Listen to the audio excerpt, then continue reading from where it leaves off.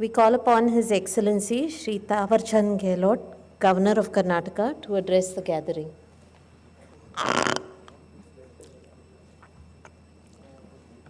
National Academy of medical science के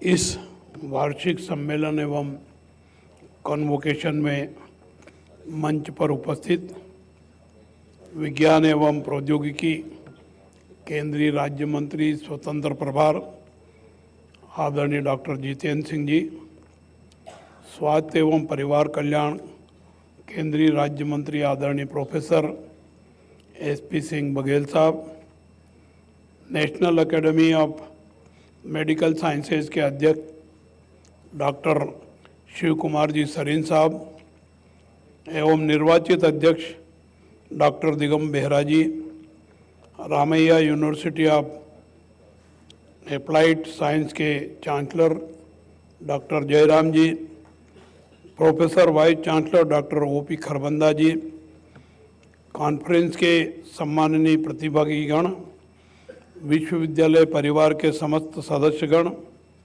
उपस्थित महानुभाव, मीडिया के महानुभाव, मैं आप सबको सादर प्रणाम करता हूं और आप सबका इस समारोह में हार्दिक स्वागत करता हूं।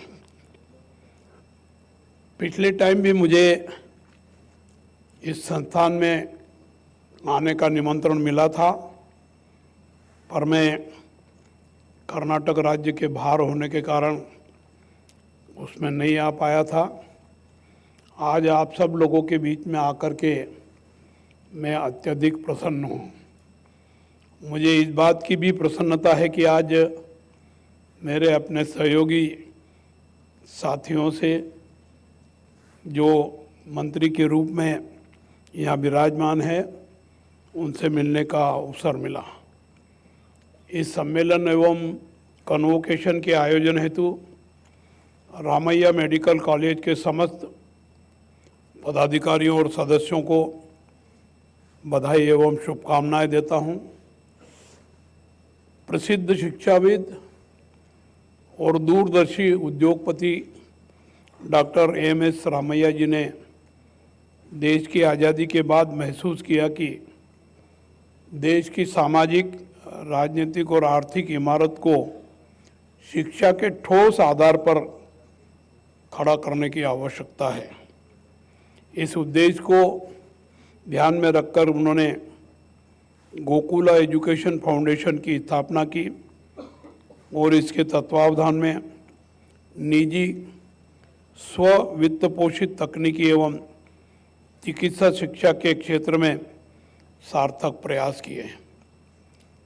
इन सब बातों का उल्लेख मेरे पूर्व वक्ताओं ने, आदरणीय सरीन साहब ने, आदरणीय जितेंद्र सिंह जी ने और बघेल साहब ने विस्तार से आपके सामने रखा है। National Academy of Medical sciences एक अनूठी संस्था है जो अपनी स्थापना के समय से ही चिकित्सा शिक्षा नीति को बढ़ावा देने और सामाजिक लक्ष्यों को पूरा करने का कार्य कर रही है। मुझे इस बात की खुशी है और मैं इसके लिए संस्थान की प्रसिद्धि का उल्लेख करता हूँ। एकेडमी द्वारा अनेक व्याख्यान कार्यक्रम आयोजित किए गए हैं और प्रख्यात जैव चिकित्सा वैज्ञानिकों को उनके उत्कृष्ट योगदान के लिए सम्मानित भी किया गया। इस वार्षिक सम्मेलन की थीम डिजिटल नवाचार के माध्यम से स्वास्थ्य सेवा को बढ़ाना है। डिजिटल प्रौद्योगिकी आज हमारे जीवन के हर पहलू को नया आकार दे रही है। स्वास्थ्य सेवा के क्षेत्र में रोगियों के उपचार, निदान और निगरानी के साथ साथ अन्य प्रशासनिक कार्यों को करने में डिजिटल प्रौद्योगिकी का महत्वपूर्ण योगदान है। स्वास्थ्य सेवा क्षेत्र की चुनौतियों से निपटने और स्वास्थ्य देखभाल में कृत्रिम बुद्धिमत्ता जैसी उभरती प्रौद्योगिकियों के प्रभाव को बढ़ाने के लिए और अधिक नवाचार की आवश्यकता है। टेलीमेडिसिन एक गेम चेंजिंग इनोवेशन है जो डिजिटल स्वास्थ्य और कनेक्टिविटी की शक्ति को एक साथ लाकर हमें चिकित्सा प्राप्त करने और चिकित्सा प्रदान करने के तरीकों को नया आकार देता है। टेलीमेडिसिन समाधानों से लेकर एआई, रोबोटिक्स और क्वांटम कंप्यूटिंग तक प्रौद्योगिकी मरीजों की स्वास्थ्य सेवाओं तक पहुंच और प्राप्त करने के तरीके में क्रांतिकारी बदलाव ला रही है। भारत सरकार ने आयुष्मान भारत डिजिटल स्वास्थ्य मिशन के माध्यम से समग्र स्वास्थ्य देखभाल पारिस्थितिकी तंत्र पर सकारात्मक प्रभाव डाला है। इस योजना के बारे में बघेल साहब ने हम सबको विस्तार से बताया है। ई संजीवनी के माध्यम से करोड़ों लोगों को टेली परामर्श सेवा प्रदान की गई है। स्वास्थ्य देखभाल में डिजिटल प्रौद्योगिकी का उपयोग स्वास्थ्य देखभाल के लिए रोगी केंद्रित दृष्टिकोण की आधारशिला है। स्वास्थ्य देखभाल परिस्थितिकी तंत्र में सकारात्मक परिवर्तन लाने और चिकित्सा सेवाओं को और अधिक बेहतर बनाने के लिए हम सबको मिलकर के काम करने की आवश्यकता है। स्वास्थ्य सेवा मानवीय सेवा है, ईश्वरीय सेवा है।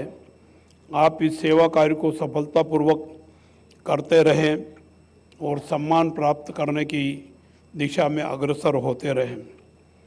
इस 63वें वार्षिक सम्मेलन एवं कन्वोकेशन के सफल आयोजन हेतु तथा इसमें जिसको फेलोशिप मिली है, एसोसिएट फेलोशिप मिली है, मेंबरशिप मिली है और डॉक्टर खरबंदा साहब को प्रोफेसर का पद मिला है, इसके लिए मैं इन सभी महानुभावों को हार्दिक बधाई देता हूं, शुभकामनाएं देता हूं, उनके उज्जवल भविष्य की कामना करता हूं।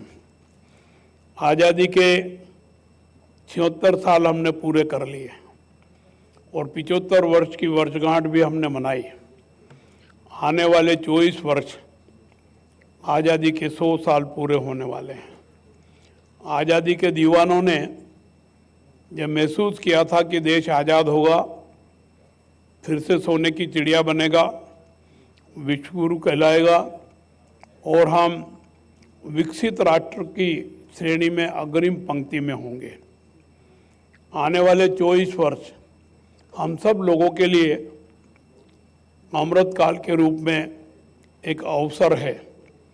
75 वर्षों की आज़ादी में हमने चिकित्सा क्षेत्र के साथ साथ हर क्षेत्र में चहुमुखी विकास किया है और देशवासियों की अपेक्षा है कि हमारा देश विकसित राष्ट्र बने। तो आने वाले 24 वर्ष हमारे लिए अमृत काल है। इन 75 वर्षों में हमारी देश की अर्थव्यवस्था विश्व में 5वें स्थान पर है। देशवासियों की अपेक्षा है कि वो और ऊपर जाएं और तीसरे स्थान पर पहुंचने का सरकार ने और देश की जनता ने हमसे अपेक्षा की है। मैं आप सबसे ये अनुरोध करता हूं कि आप मानवीय कार्य करते हुए, ईश्वरीय कार्य करते हुए देश को विकास के पथ पर अग्रसर करने में और विकसित राष्ट्रों की श्रेणी में पहले नंबर पर लाने का और अर्थव्यवस्था को और ऊंचाइयों पर पहुंचाने में अपना योगदान देंगे। मैं विश्वास करता हूं कि आज आप इस प्रकार की भावना को लेकर के यहाँ से जाएंगे और इस दिशा में सक्रिय प्रयास करेंगे, कठोर परिश्रम करेंगे और देश को विकसित राष्ट्र बनाने में अपना योगदान देंगे। मेरे पूर्व वक्ताओं ने विस्तार से इस संस्था के बारे में और चिकित्सा पद्धति के बारे में बहुत सारी बातें बताई। समय की मर्यादा है, मैं इससे ज़्यादा कुछ कहूँ इसकी आवश्यकता महसूस नहीं करता हूँ। मैं आप सबको बहुत बधाई देता हूँ, धन्यवाद देता हूँ। जय हिंद, जय कर्नाटक।